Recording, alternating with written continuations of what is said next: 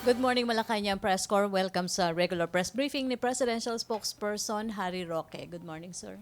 Good morning, Pilipinas, and good morning to the ladies and gentlemen of the Malacanang Press Corps. There is a ceremonial reenactment of the signing of the BOL on August 6 at 3:45. Now, we have also submitted, or the Presidential Legislative Liaison Office has transmitted yesterday to the Office of the Senate President and the House Speaker the administration's version of the bill creating the Department of Disaster Resilience, or DDR. The bill is anchored in government's experience with previous disasters, among them Super Typhoon Yolanda, and guided by President Duterte's leadership principles. The bill is envisioned to have a sole focus on natural hazards and disasters. It shall be guided by a disaster resilience framework that will deliver on three key areas: disaster risk reduction, disaster preparedness and response, and recovery and building forward better. The bill is a product of interagency work building on the salient points of the pending bills in Congress. Once passed into law, the creation of the department will be a significant step towards attaining safe, adaptive, and disaster resilient communities by leading efforts to reduce the risk of natural hazards and the effects of climate change. On the terrorist attack in Basilan, we condemn in the strongest possible terms the latest terrorist attack in Basilan perpetrated in violation of our laws. We note that even in times of war, the attack constitutes a war crime because it constitutes an indiscriminate attack, which is prohibited by Article 4C1, attacks on civilian, by RA 9851, IHL Act of 2009. Good news on electronic exports. For the month of May, electronic exports grew by 2.29%, amounting to 3.13 billion compared to US 3.06 billion in May 2017, according to the Philippine Statistics Authority. Electronics are still the country's top export products at 3.13 billion, contributing more than 54.38% of the country's total exports of US 5.76 billion. Among those products, semiconductors had the largest share at 39.9%. Questions? Raymond Tenasa, Bombo Radio.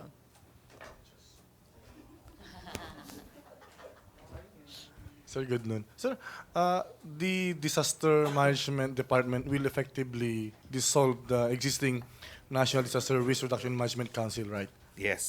So what would be the primary aim of this? I mean, considering that in NDRMC, it is composed of the DSWD, the Defense Department, the Department of Health. So in the new department, do we aim to get away from these departments that in one way or the other, minsan parang they do not work in sync with each other? This is consistent with what the President said even on Marawi. No? Ayaw niya yung mga committee-committee. No? Gusto niya someone is in charge. And the President made this very clear when the proposed bill was presented in the last cabinet meeting. No? So, of course, the bill adopted what the President wants. Only one person is in charge, although inevitably, there will have to be interagency work because the line agencies do still have their mandates. No? But there will be one person calling the shots in case of disasters. So what about the budget? So the department will have its own budget and it will not rely on the budget from its department involved.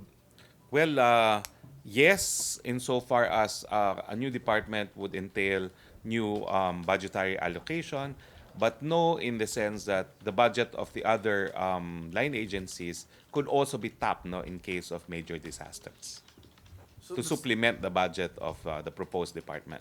so that's the only, I mean, the only realistic difference, that there will be one head in charge of the disaster management. That's a big difference because during the time of Yolanda, former Secretary of DILG Marojas no, kept on repeating, no one's in charge, no one is in charge, because under the current setup, no one is in charge. Thank you, sir. May follow-up? Other issue? A follow-up, Ina Andolong. Sir, I'm sorry, but isn't the NDRRMC head, I mean, isn't he serving that purpose? Well, I do not know, but I saw that actually that TV footage. No, I think the problem is they're supposed to be consultative. So what they do is they consult, they consult, they consult, and when there's a natural disaster and there's no one to consult with anyone, there's paralysis. No, so this time there's someone in charge. Other issue, Joseph Morong. Sir, yung sa Basilan, are we calling it a... No, muna. Why did you highlight that it's a war crime? It's an indiscriminate attack. No? It's a fact that Basilan, of course, is an area with a non-international armed conflict, and there's already a domestic law on international humanitarian law. So under IHL, you must limit your attacks pursuant to military objective, you must limit it to military targets, and you must avoid protected individuals, including civilians. Okay, sir, how does this fit with the president's statement that he wants to talk to Dabusea? First off, does the palace established that the ESG is behind this? We do not know who's Yes. behind it yet. They're still investigating. So premature pa yung question whether... And of course, yesterday I clarified that the president, of course, is enjoining individual fighters of the ESG to surrender, no, because they can still be accommodated as surrenderies, no, in the same way that we're accepting surrenderies from the NPA and the MILF. Okay, sir, muna. Follow up. Other issue, follow up, Raymond Tinasa. So parang hindi ba ito parang insulto doon sa intelligence community natin considering na it happened na ngayon it's the 60th anniversary of the National Security Council and the 69th anniversary of NICA. I do not know if it's an insult. It shouldn't have happened. It's illegal use of force, even in times of armed conflicts. And of course, IHL as a legal system predates even the establishment of modern-day republics. No? So, yeah, paano nakalusot, sir?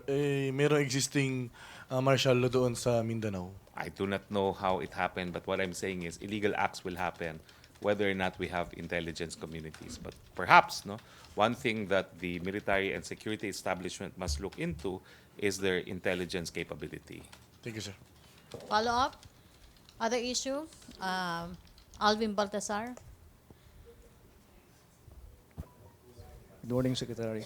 Sir, may development doon sa Senate tungkol doon sa Train 2. Apparently, si Senate President Tito Soto na-enlighten na tungkol doon sa Train 2 and promised to push for the passage for the second phase of Train 2. Reaction lang, sir. Well, nagagalak naman po kami kasi napakinggan ko yung interview na yan. No? At gaya ng sinabi ko kahapon, hindi po nagpapataw ng bagong buwis itong Train 2. Ito po yung nagbababa ng corporate income tax at inaalis din yung mga pribilehiyo na hindi pagbabayad ng ilang mga locators sa ilang mga economic zones. No? So, linelevel lang po natin ang playing field pero at the same time, binababa po natin ang tax burden ng mga korporasyon para makinabang din yung mga nagtatrabaho sa mga korporasyon na ito. May follow up. So after this development, pronouncement from the Senate President himself, palagay niyo ba, sir, magiging tuloy-tuloy na?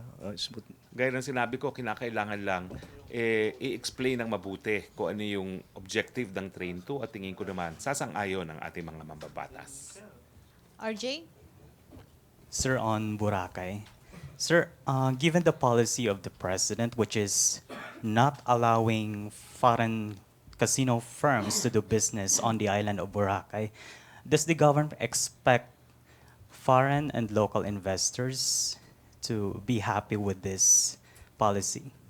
Well, I think what the president has said is that he will not allow casinos. All other investments are otherwise welcome into Boracay. Why not casinos, sir? Because the president does not like casinos as a matter of public policy. No? It is contrary to good morals. No?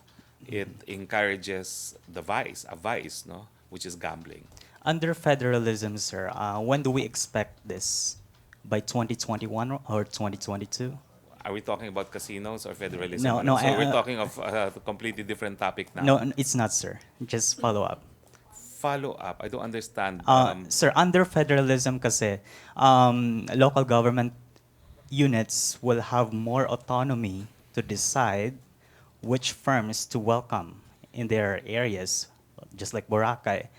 Will the president intervene once they decide to welcome these casino firms? Well, I think I do not know yet what the relationship between the law creating PAGCOR and the federal government will be, no? But under existing jurisprudence, although we have local autonomy, the court has ruled time and again, no, that because of the national franchise or charter of the PAGCOR, local governments cannot contravene or oppose, no, decisions made by PAGCOR. So sa ngayon po, yan ang batas, no. Hindi lang po natin alam kung ano mangyayari sa pag nagkaroon ng federal form of government. Okay, sir. So you're saying that it's not sure yet whether they will have a chance under Well- federalism. Well, kasi magkakaroon ng conflict of law issue dyan, no? So ano yung epekto ng mga laws gaya ng laws providing for the charter of PAGCOR doon sa mga decision ng local governments under a federal constitution. I think this will have to be resolved by the Constitutional Court that the consultative committee wishes to establish. Thank you, sir. May follow-up? Joy Balancio? Sir, follow-up lang dun sa warrant of arrest kay Anti-Poverty Commissioner Secretary Lisa Masa. Ano balak na Malacanang? Will she be replaced or are you urging her to surrender? Well, siyempre po, no, yung mga warrants of arrest naman po yan ay lawfully issued by a trial court, if I'm not mistaken, in Nueva Ecija, no? So, if they are innocent, then they should in fact surrender, recognize the jurisdiction of the court, and prove their innocence in court. That's what we expect from everyone. Ano pong plano natin given na incumbent secretary din po siya? Wala pa pong nababanggit ang Pangulo other than we expect particularly cabinet members to adhere to the rule of law in this country. Other issue, Christine Avendano? So, sir, Chona Yu. Sir, anong status po ngayon ni Lisa Masa? She hasn't been fired, but because she's wanted, she may become a fugitive if she doesn't surrender, no? And if she goes on a wall, absence without leave, then the president will have to decide on her continuing appointment if need be, no? Because she cannot be absent, no? Her office is very critical to the fight against poverty, and we cannot have a secretary who is a fugitive from the law. Other issue? Christine? Same, okay. Christine. So, sir, she's still reporting for work. I don't know if she's reporting, but she has to surrender physically to the regional trial court, no? Because there is a warrant of arrest. So, there's no instruction for her not to go to work or something, sir? Well, she has to heed the warrant of arrest. Not even the president can interfere in our judicial process. When was the last time, though, did she report? When was the last time she reported for work, sir? I do not know because I have never seen her in any cabinet meeting. Ever since, sir? Never. Ever since I joined the cabinet, I've not seen her attend any cabinet meeting. But she's still part of NAPSI. She's still part of NAPSI as far as I know, but as I said, since I came on board, I've not seen her attend any cabinet meeting. Sir, also, the militant groups are saying that the administration is politically persecuting the foreign Nayana leaders. Well, Any response to that? we have to respect the judicial process. The same thing with Laila de Lima, no? You have pending cases in court, prove your innocence in court, no? That's a separate branch of government. And the task of the executive is in fact to implement the law. So if there are warrants of arrest, it is the task of the executive through our law enforcement agencies to make sure that these warrants of arrest are properly served. So the palace had no hand in, resurrecting these cases? Absolutely. Especially the president has been very, It's in court. It's been in court. And it's a warrant of arrest issued by a court, not by the executive branch. We don't have the power to issue warrants of arrest. Thank you, sir. Other issue? Raymond Tinasa. Sir, yesterday, Davao City Mayor Inday Sara Duterte gave a thank you In? land. Sara Duterte. Sara Duterte. Gave a thank you lance for the congressman who heed her call to support Arroyo's speakership. So, as Congressman Minority Leader Suarez said that it's just 1+1. So, actually, Inday Sara asked for the removal or ouster of Speaker Pantaleon Alvarez. So, is the action of the daughter sanctioned by the father? Well, number one, I think Mayor Sara has her own spokesperson. So I would rather that you ask this question from the spokesperson of Mayor Sara. So being a spokesperson of the father, the president, Well, what I know is the speaker. I think, in fact, I've revealed this in last Sunday in a news program, no, which you obviously did not watch. But I revealed that he was notified. Speaker Alvarez was notified after the rehearsals that apparently there's a move to have him removed. Um, the president can't do anything about it, so that's it. sir, related. No, he wasn't notified by the president, by someone else. I will need clearance to reveal who. Yes, but who notified officially to the It wasn't president? official. It was just like parang. That That's why they were prepared, no? The following day, they were ready to. They adjourned. It wasn't the palace, no. It wasn't me. It wasn't the palace, no. But I think he was informed that there is a move to remove him, no. So what happened the following day proves that he anticipated it, no, and he also prepared for it. That's why the session was opened and closed rather briefly, and the mic was turned off, no. So in other words, this is really intramurals amongst and between members of Congress. So we let it be as that. That's the position of the palace. so.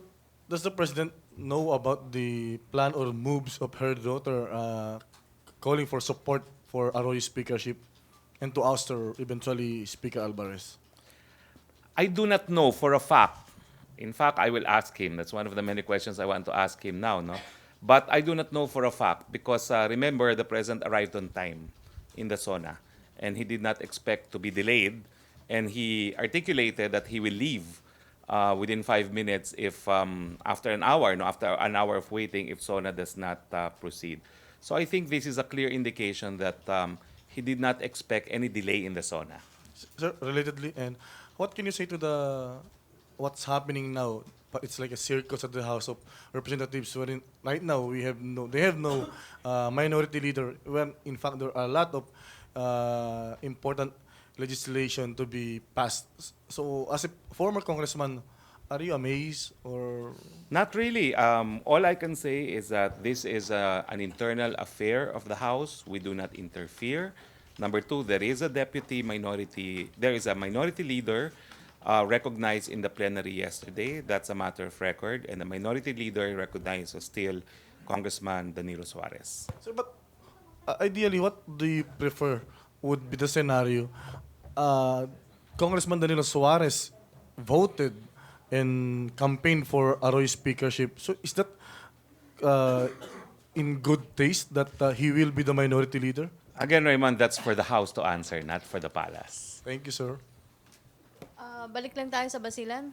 O may follow-up ka sa, okay, Rose Novenario. Hi sir, good morning. Sir, yung kasi may sa mga nakaraang araw, may sinasabi si presidente na gusto niya makipag-dialogo sa Abu Sayyaf Group. And itong pagsabog kanina sa Basilan, ano kaya yung magiging epekto nito dun sa hangarin niyang makipag-usap sa ASG? Ang sinasabi po niya iniinganyo niya mag-surrender nga yung mga Abu Sayyaf. Kasi meron ng mga ilang Abu Sayyaf na nag-surrender na at binigyan din natin ng tulong, no? So, yung nangyari naman kanina, hindi pa po natin alam kung ano talagang circumstance, iniimbestigahan pa rin po. Pero siyempre po, no, antayin natin muna yung investigasyon at antayin natin kung ano maging reaksyon ng Pangulo dyan. Sir, yung pag may sumuko ba, absuelto sila dun sa terror acts na ginawa nila habang sila aktibo ng miyembro ng ASG? Wala naman pong binibigyan ng absolute, ano ba tawag dito, hindi pardon, but the one that predates the commission of the act, no? And wala pa pong ginaganong-ganon, no? Wala pang binibigyan ng amnesty, no? At I don't think the president is contemplating amnesty for them. That's the only way to erase their criminal liability. Sir, thank you. Okay, MPC questions? Joseph Morong. Microphone, Raymond. So yung sa Cebu, there was a counselor who was ambushed, but yung tao niya was able to fire back. At ang napatay doon ay isang police na anti-drug operative. Your comments first. I'm not sure about the facts about what happened in Cebu. That's the fact, sir. Ang napatay, There's police. a counselor, and then nakasakay siya sa FJ Cruiser. Tapos may isang motor na lumapit sa kanya, may sakay na dalawa.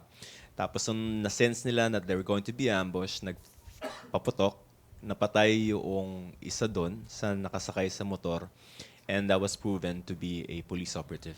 And the companion was arrested. Let's wait for the official investigation before we comment.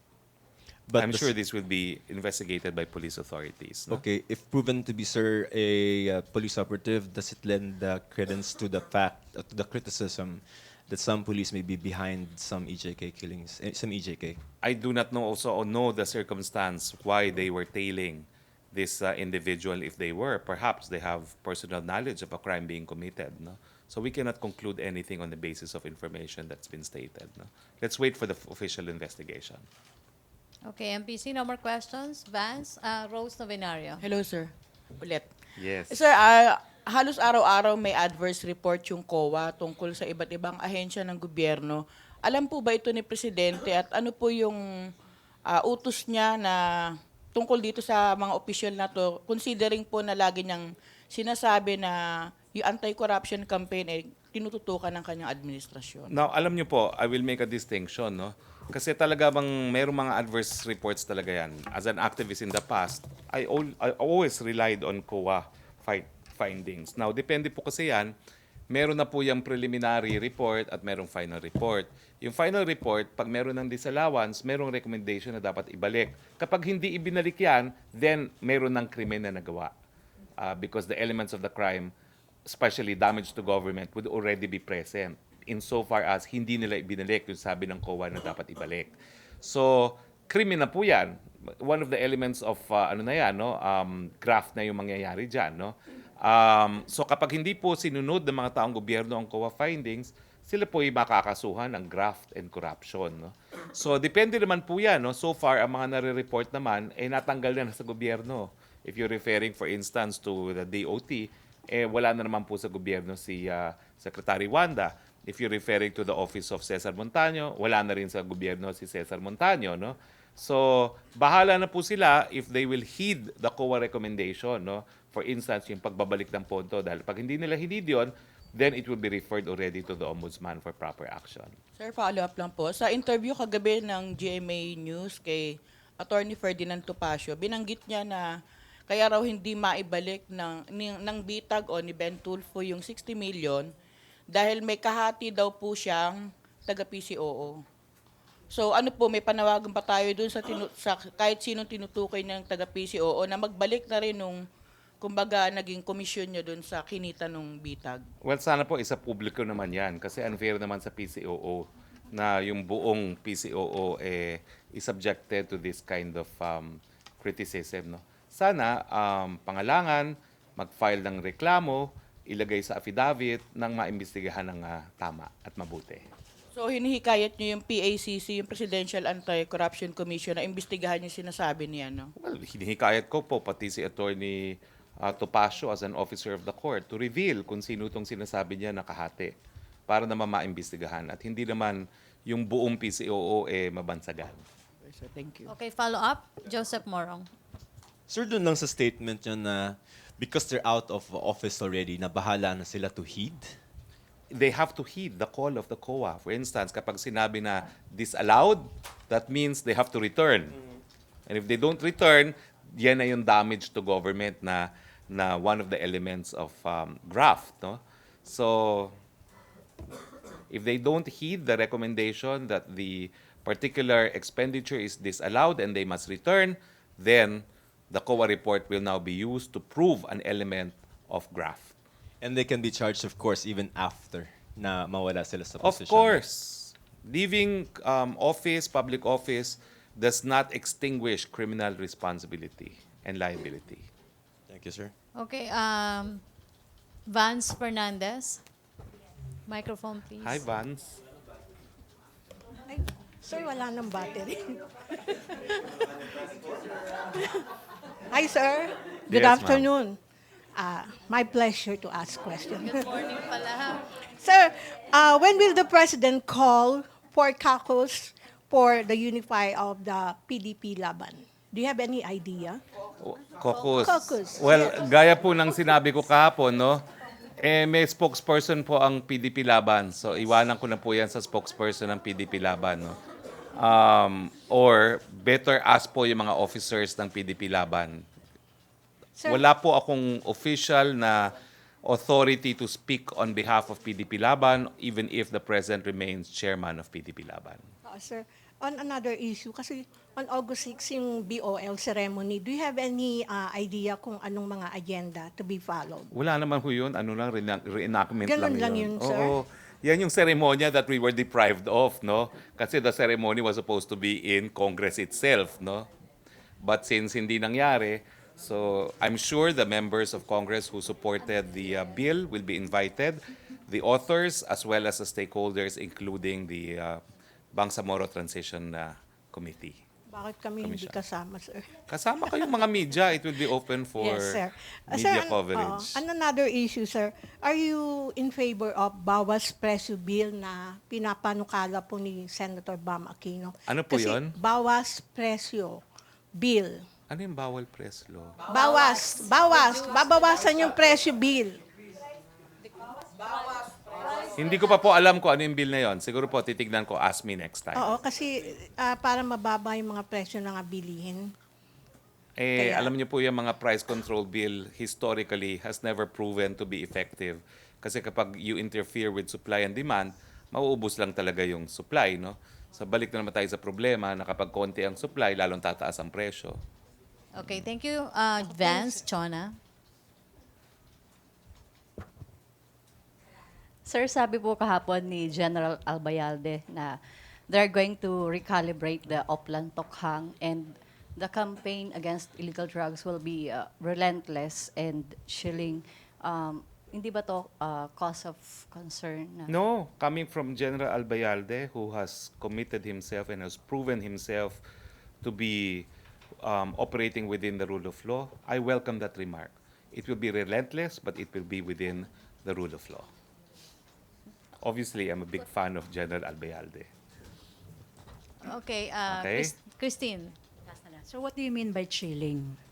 Ask him How- po. No, I mean, because he said, well, the president said it's going to be chilling. So how would It will we be define that? relentless. Basta it will be the full force of the law. So criminals, there's reason for you to be chilled. But for law-abiding individuals, you're secure in your life, liberty, and papers, na? Okay? Last question, Ako, Rose palagi na lang isa Novenario. talaga. Okay. Isa na lang, sir. Oo. Sir, si Lisa Masa, as cabinet rank naman po yung posisyon niya, ano po yung, may assurance po ba kayo na pag lumutang siya, bibigyan niyo siya ng legal assistance o bibigyan niyo siya ng security o kung ano yung befitting naman po sa isang cabinet member? Well, ang alam ko lang po is cabinet members must lead by way of example, no, that they adhere to the rule of law, no. Siguro naman po hindi siya madidehado because she's a member of the cabinet. I do not know if we're in a position to give her legal assistance because the choice of counsel is hers, no. We cannot impose our will. We could recommend if she wants, but I don't think the courts will violate any of her due process rights because, as you said, she's a former lawmaker and an incumbent secretary. So, ano limbawa, sir, security, magkakaroon ba siya ng security? I don't think we Magiging can secured ba siya? give her security, but we can possibly, they can give her similar detention facility as what Laila de Lima has. Okay, I do not know if they can be roommates with Laila de Lima. I don't know if they will like each other, but similar treatment perhaps. Sorry, sir, ha? Meron pang halos 3 o 2. Ace Romero, please. Secretary, given the allegations against Chairman Masa, does she still enjoy the trust and confidence of the President?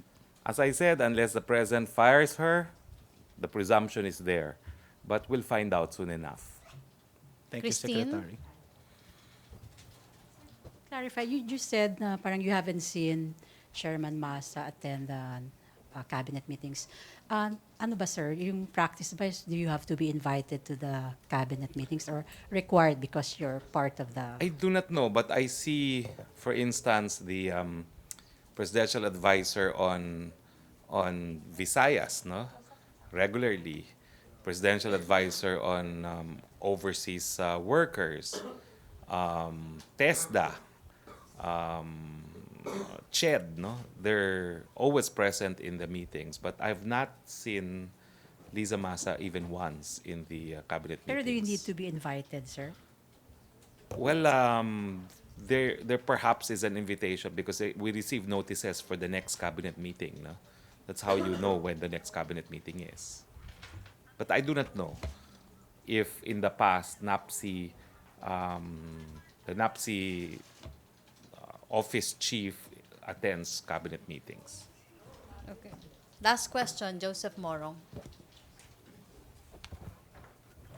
The clarification, is the palace going to help her? Well, she's not asked for assistance. So, and of course, this is a legal problem. So this is something that she has to decide for herself. So if she asks, Then we'll see what we can do. okay. Is there any message, any call for her now? Well, she has to respect the rule of law. I ask her to surrender, face the charges against her, prove her innocence, and I'm sure that she has no reason to worry about the fact that our courts can be relied upon for an impartial decision. Okay, Okay. thank you. Malacanang Press Corps. Thank you. See you next Friday in Bukidnon. This Friday. Walang Thursday eh. I'm on leave. Okay. I'm on leave. Okay, thank you. Okay? Thank you, Thank you. Thank you, Presidential Spokesperson Harry Roque. Thank you, Malacanang Press Corps. Back to our main studio sa Radyo Pilipinas and People's Television Network.